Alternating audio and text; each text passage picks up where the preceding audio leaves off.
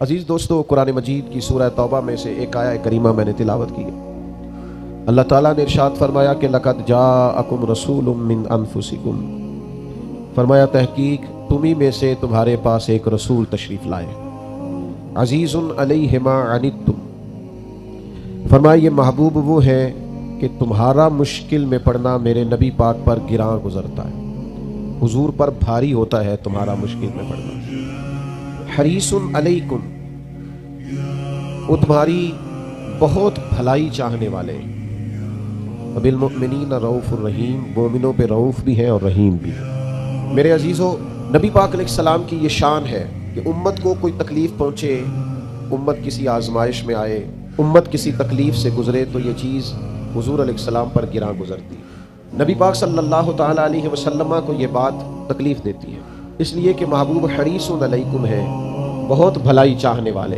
بہت سارے لوگ ہماری بھلائی چاہتے ہیں، ہمارے اساتذہ، ہمارے مشائخ، ہمارے مخلص دوست، ہمارے ماں باپ، سب ہماری بھلائی چاہتے ہیں، لیکن ہماری اتنی بھلائی کوئی نہیں چاہتا جتنی مدینے والے محبوب چاہتے ہیں۔ ہمارے سب سے زیادہ خیر خواہ، ہمارا سب سے زیادہ احساس کرنے والے، ہماری تکلیف کو، ہمارے دکھ کو، ہماری پریشانی کو سب سے زیادہ سمجھنے والے اگر کوئی ہے تو وہ ہمارے نبی پاک صلی اللہ تعالیٰ علیہ وسلم۔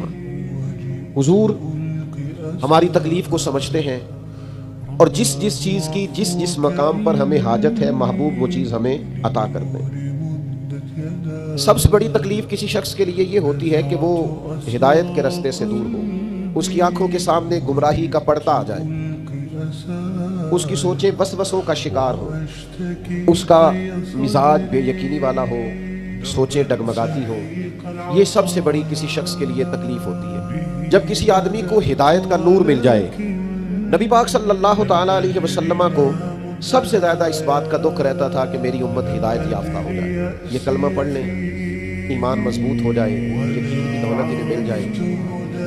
اس بات کا بڑی شدت سے محبوب احساس فرماتے ہیں۔ آپ کبھی اس باپ سے ملیے گا جس کا بیٹا کسی غلط رستے پہ چل رہا ہو، اس ماں سے ملیے گا جس کا نازوں سے پالا بیٹا خدا نہ خواستہ نافرمانی کر رہا ہو۔ وہ جب آپ کے سامنے اپنا دکھ رکھیں گے، تکلیف رکھیں گے، تو آپ کو اندازہ ہوگا کہ وہ کس کرب کا شکار ہے۔ جب بچے بگڑتے تو محسوس ہوتا ہے کہ ساری کمائی لٹ گئی۔ ماں باپ جب اولاد بگڑ جانے سے اتنی تکلیف میں ہوتے ہیں تو بتائیے جو ماں باپ سے بھی بڑھ کر پیار کرنے والے۔ نبی کریم صلی اللہ تعالیٰ علیہ وآلہ وسلم بڑی شدت کے ساتھ اس بات کا درد محسوس کرتے تھے کہ لوگ دین کی طرف آ جائیں۔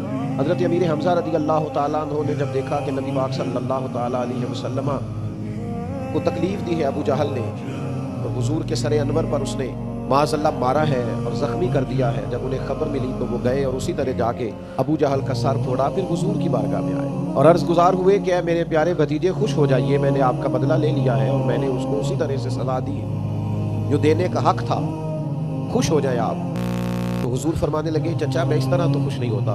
تو محبوب آپ کیسے خوش ہوتے ہیں؟ فرمایا آپ کلمہ پڑھ لیجئے میں خوش ہو جاؤں گا، آپ دین کی طرف آئیے، آپ ہدایت کا رستہ اختیار کیجئے، آپ شریعت اسلامیہ کے اصول اور ضابطے اپنا لیجئے، میں خوش ہو جاؤں۔ کوئی شخص اگر گمراہی سے نکل آئے، ہدایت کی طرف آ جائے، یہ اس بندے کے لیے بہت بڑی نعمت ہوتی ہے۔ اللہ کے رسول اس کے لیے بڑی کوشش کرتے، بازاروں میں جاتے، منڈیوں میں جاتے، طائف میں تشریف لے گئے، سرداروں کی ٹولیوں میں جا کر پیغام دین دیتے، حضور کو کسی کے گھر جانا پڑتا تو تشریف لے جاتے، لیکن چاہت یہ تھی کہ لوگ صاحب ایمان ہو جائیں۔ ایک نوجوان لڑکا حضور کی خدمت میں آیا کرتا تھا، محبت کرتا تھا وہ ایک یہودی کا بیٹا، جب بیمار ہو گیا تو نبی پاک تیمارداری کے لیے تشریف لے گئے، وہ خوش ہو گئے، غریب لوگ۔ یہ تو کرم بالائے کرم ہو گیا کہ محبوب آ گئے۔ جب اس بچے کی آنکھوں میں محبوب نے اپنے لیے پیار دیکھا تو پتہ ہے سرکار نے مطالبہ کیا کیا؟ حضور نے فرمایا کلمہ پڑھ جا، مسلمان ہو جا۔ اس لیے کہ کسی شخص کے لیے سب سے اعلیٰ تحفہ، محبت کرنے والے کے لیے حضور یہ سمجھتے تھے کہ وہ مسلمان ہو جائے، وہ دین کی طرف آ جائے، وہ راہ سنت کو اختیار کرے، وہ شریعت کا رستہ اختیار کرے، یہ سب سے بڑی چاہت ہے حضور کی۔ اس نوجوان نے کلمہ پڑھ لیا، پہلے اپنے والد کی طرف دیکھا، والد کہنے لگے بیٹا جیسے محبوب فرماتے کر لے، پھر وہ مسلمان ہوا، اور مسلمان ہوا تو روح پرواز کر گئی۔ اب محبوب جب اس کے کمرے سے باہر آئے تو پتہ کیا فرمایا؟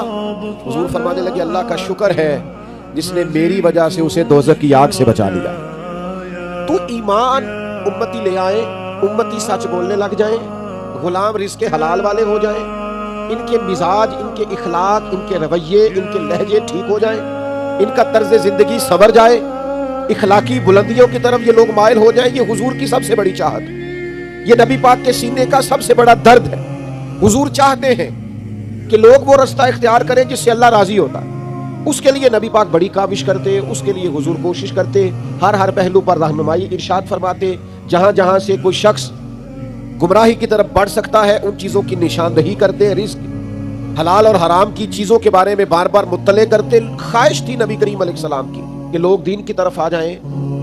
جب کوئی بڑی تکلیف دیتا، احد میں بڑی تکلیف دی لوگوں نے اور طائف میں بڑی تکلیف دی، اور صحابہ نے مطالبہ کیا کہ یا رسول اللہ آپ دعا کریں یہ تباہ ہو جائیں، تو اس موقع پر بھی نبی پاک نے دعا یہ کی کہ یا اللہ انہیں ہدایت عطا فرما دے۔ انہیں پتہ ہی نہیں ہے یہ کیا کر رہے ہیں، یہ جانتے نہیں ہیں اپنا نفع اور نقصان۔ جس طرح کسی بچے کے بارے میں انسان سوچتا ہے، اسے خبر نہیں ہے، اسے شعور نہیں ہے، اس طرح نبی پاک صلی اللہ علیہ وسلم اپنی امت کے لیے سوچتے اور درد اپنے سینے میں۔ حضرت ابو ہریرہ رضی اللہ تعالیٰ عنہ ایک دن حاضر بارگاہ ہوئے اور بڑے پریشان تھے، عرض کی یا رسول اللہ، اللہ نے فضل کیا ہے اور میں مسلمان ہو گیا ہوں، لیکن میری والدہ مسلمان نہیں ہے، حضور میں بڑا پریشان ہوں، نظر کرم کر دیں۔ تو محبوب نے ہاتھ اٹھائے کہ اے اللہ ان کی والدہ کو ہدایت عطا فرما۔ حضرت ابو ہریرہ فرماتے ہیں میں دوڑا گھر کی طرف، نبی پاک علیہ السلام نے دعا کر دی اب کرم ہو جائے گا، فرماتے ہیں میں گھر کی طرف دوڑا، جا کے دروازے پہ دستک دی، اندر سے دروازہ بند تھا، میری والدہ کہنے لگی ذرا صبر کر میں غسل کر رہی ہوں۔ فرماتے ہیں اماں غسل کر کے باہر آئی اور جیسے ہی میرا آمنا سامنا ہوا میری ماں نے کلمہ پڑھنا شروع کر دیا۔ تو میرے عزیز، اخلاقیات کا سنور جانا، رویوں کا درست ہو جانا، لب و لہجے کے اندر حسن کا آ جانا، اخلاق کا نکھر جانا، یہ حضور چاہتے ہیں، نبی پاک کا مطالبہ ہے۔ تو یاد رکھیے گا جیسے جیسے امتی ہدایت کا رستہ اختیار کرتے ہیں، جیسے جیسے اخلاق کا رستہ اختیار کرتے ہیں، جیسے جیسے تقوی کا رستہ اختیار کرتے ہیں، ویسے ویسے نبی پاک راضی ہوتے ہیں، ویسے ویسے حضور علیہ السلام خوش ہوتے ہیں۔ دوسرا جو حضور کے سینہ نور میں بہت زیادہ درد تھا نا، وہ یہ تھا کہ میری امت پر احکامات آسان ہو۔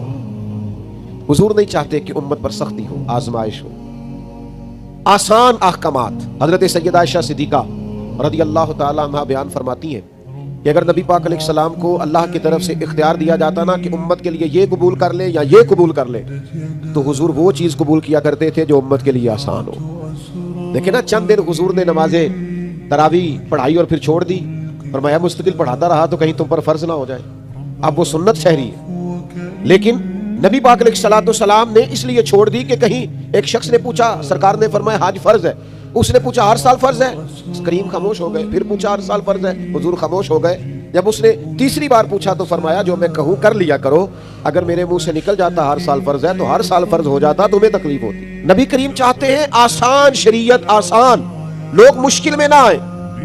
حضور علیہ السلام آسانی چاہتے ہیں۔ حضور علیہ السلام نا وصلی روزے رکھا کرتے تھے، یعنی آج روزہ رکھا، کل پھر رکھ لیا، پرسوں پھر رکھ لیا۔ تو کچھ صحابہ نے بھی چاہا ہم بھی وصلی روزے رکھیں، مسلسل روزے رکھیں، تو بیمار ہو گئے، تکلیف ہو گئی، تو اللہ کے حبیب علیہ السلام کو پتہ چلا کہ انہوں نے بھی اسی طرح روزے رکھے ہیں، تو حضور فرمانے لگے ایکم مثلی، تم میں سے میری طرح کا کون ہے؟ میں تو اپنے رب کے پاس رات گزارتا ہوں، کھلا بھی دیتا ہے پلا بھی دیتا ہے، تم ایک دن روزہ رکھا کرو اور ایک دن چھوڑا کرو۔ پابندی لگائی۔ جب کچھ صحابہ نے عرض کیا تھا کہ ہم ہر روز رات کو نفل پڑھیں گے، ساری رات ہر روز نفلی روزے رکھیں گے، تو نبی کریم نے فرمایا نہ بھائی، میں تم سب سے زیادہ اللہ کو جانتا ہوں اور میں تم سب سے بڑھ کر رب سے ڈرتا ہوں، میں تو روزہ بھی رکھتا ہوں، افطار بھی کرتا ہوں، میں تو عبادت بھی کرتا ہوں اور کچھ وقت رات کا آرام بھی کرتا ہوں۔ اللہ کے حبیب صلی اللہ تعالی علیہ وسلم آسان شریعت۔ بعض لوگوں کو نا ناراض نہ ہوئیے گا، ان کو نا نیکی کا بخار بھی چڑھ جاتا ہے معاذ اللہ، وہ ذرا سی باتوں پہ ناپتے تولتے پھرتے ہیں، اس نے یہ کیوں نہیں کیا، اس نے یہ کیوں نہیں کیا، یہ بیٹھا کیوں نہیں ڈھب سے، کھڑا کیوں نہیں ہوا ڈھب سے، یہ دیکھیں یہ فلاں کام اس نے۔ بعض مستحبات پر بھی اتنا زور دیتے ہیں، اتنا زور دیتے ہیں۔ وہ خدا کے بندو، جب نبی پاک علیہ السلام نے کچھ چیزوں میں گنجائش دی ہے، جب سرکار نے بعض چیزوں میں امت کے لیے آسانی کی ہے، اور یہ حضور کے سینے کا درد ہے، یہ عزیز علیہ ما عنتم کی تفسیر ہے، تو پھر آپ بے جا سختی، بلا وجہ کی سختی، جو سختی شریعت میں نہیں ہے وہ سختی آپ کر رہے ہیں، اور اس کا نتیجہ ٹھیک نہیں نکلتا۔ بعض لوگ اتنا مشکل دین بیان کرتے ہیں، اتنا مشکل کہ وہ لوگ سمجھتے ہیں کہ یہ تو میرے پاس کی بات ہی نہیں۔ یعنی میں نے بعض لوگوں کو دیکھا ہے کہ وہ ولی کی شان بھی اس طرح بیان کرتے ہیں کہ بس یہ ولی کر سکتا ہے، اس کے علاوہ کوئی نہیں کر سکتا، تو لوگ سمجھتے ہیں بھئی یہ تو بڑا مشکل کام ہے، کوئی داتا صاحب ہوگا تو یہ کام کرے گا۔ وہ خواجہ معین ہی ہوں گے تو یہ کام کریں گے. وہ خدا کے بندو وہی قرآن خواجہ صاحب پڑھتے ہیں وہی آپ پڑھتے ہیں, وہی دادا صاحب پڑھتے ہیں وہی آپ پڑھتے ہیں. نبوت کا دروازہ بند ہے, ولی تو قیامت تک ہو سکتے ہیں. تو ہم کیا کرتے ہیں کہ بعض چیزیں اتنی مشکل کر کے بیان کرتے ہیں, اور پھر ہمارے ہاں چونکہ کرامتوں کا بھی ایک سلسلہ چلتا ہے تو وہ ایسی انوکھی کر کے بیان کی جاتی ہیں کہ وہ ماوراء العقل چیزیں چلی جاتی ہیں. تو شریعت کا وہ خاص حسن جو آسانی والا ہے, جس کا مطلب یہ ہے کہ اس پر عمل کیا جا سکتا ہے. ہاں, ہر چیز میں رخصت کو تلاش نہ کریں, آپ ہر چیز کو مشکل اپنی طرف سے نہ بنا دیں, لیکن یہ کہ وہ والا دین کا پہلو بیان نہ کریں. نبی پاک علیہ السلام جو دین لے کے آئے وہ تو قابل عمل ہے, وہ تو آسان ہے, وہ تو پیار والا ہے, اس کے تو انسان قریب چلا جاتا ہے, وہ تو جاذبیت والا ہے. اس کو تو جیسے جیسے بندہ پڑھتا جاتا ہے اسے لگتا ہے یہ تو پیارا ہی بڑا ہے, یہ تو دین حسین ہی بڑا ہے. جیسے جیسے شریعت اسلامیہ کو انسان دیکھتا جاتا ہے, غور کرتا ہے, مطالعہ کرتا ہے, علم پاتا ہے, اسے احساس ہوتا جاتا ہے کہ یہ تو بڑا خوبصورت ہے, بڑا میٹھا ہے, بڑا قابل عمل ہے. ایک امام صاحب نا نماز پڑھاتے تھے لوگوں کو, یہ بخاری مسلم میں حدیث موجود ہے, نماز پڑھاتے لیکن بہت لمبی نماز پڑھاتے, بہت لمبی.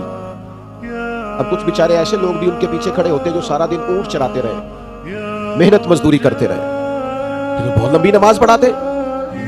تو لوگوں نے آ کے شکایت کی, آپ نے بات کو سمجھنا ہے. آج تو لوگ طلباء پر پابندی لگا دیتے ہیں نا کہ پورا قرآن مجید پڑھنا, میری دکان پہ قرآن پڑھنے آئے ہو, اصالے ثواب کے لیے پڑھنے آئے تو سارا پڑھ کے اٹھنا. تو وہ بہت لمبی نماز پڑھاتے تھے. نبی پاک علیہ السلام کے حضور شکایت عرض کی گئی کہ یا رسول اللہ, ہم مزدور لوگ ہیں اور مزدوری کر کے آتے ہیں اور یہ اتنی لمبی نماز پڑھاتے ہیں کہ وجود تھکتا ہے. نبی کریم علیہ السلام نے انہیں بلایا, اور صحیح حدیث میں موجود ہے کہ حضور ناراض ہوئے, اور ان لفظوں کے ساتھ ناراض ہوئے. فرمایا میں لوگوں کو دین کے قریب کرتا ہوں تو دور کرتا ہے. یعنی وہ پڑھا تو نماز ہی رہے تھے نا, سنا تو قرآن ہی رہے تھے نا, لیکن ہمارے ہاں بعض لوگوں نے دین اس طرح بیان کیا ہے, اور بعض لوگوں نے اس کا درزیادہ بعض مستحبات میں شدت کی ہے, یہ لوگ پریشان ہو جاتے. تو حضور چاہتے ہیں کہ دین آسان, اس پر لوگ عمل کر سکیں, اگرچہ یہ حضور ہی کا اختیار ہے, آج ہمارا نہیں. لیکن آپ کبھی غور کریں نا, ایک شخص نے آ کے کہا تھا یا رسول اللہ میں 2 ہی نمازیں پڑھوں گا. اگر آپ کہتے ہیں تو میں کلمہ پڑھ لوں, اگرچہ اختیار یہ صرف حضور کا ہے, یہ چھٹی آج نہیں کو دے سکتا. حضور میں 2 ہی پڑھوں گا, تو میرے کریم فرمانے لگے تو 2 ہی پڑھنا, کلمہ تو پڑھنا, آ تو صحیح نا, قبول تو کرنا. شارحین حدیث نے لکھا ہے یہ جس نے کہا تھا نا 2 پڑھوں گا, پھر بعد میں یہ تہجد بھی پڑھا کرتا تھا. لیکن اس کو آنے تو دینا, اس کو پہنچنے تو دینا, قریب تو آنے دے. لیکن مزاجوں کی شدت, وہ بعض اوقات لوگ ہمیں بھی کہتے ہیں پیر صاحب وہ تسی فلانے مریض نو کہو نا ٹھیک ہو جائے فٹافٹ, یہ بھی کرے وہ بھی کرے. سب ہو سکتا ہے, آتے ہی کہا جا سکتا ہے کہ آپ میری طرح کی بہت بڑی پگڑی رکھ لیں, جبہ پہن لیں, سارے کام ہو سکتے ہیں. لیکن میرا یہ خیال ہے کہ دھیرے دھیرے آئے گا نا تو ذرا سوچ سمجھ کے آئے گا اور پکا ہو کے آئے گا. کئی دفعہ یکدم آتے ہیں تو جتنی زور سے گیند دیوار کو لگتی ہے پھر اتنی زور سے واپس لوٹ جاتی ہے. تو نبی پاک صلی اللہ تعالی علیہ وسلم یہ چاہتے ہیں کہ لوگوں کو آسانی دی جائے.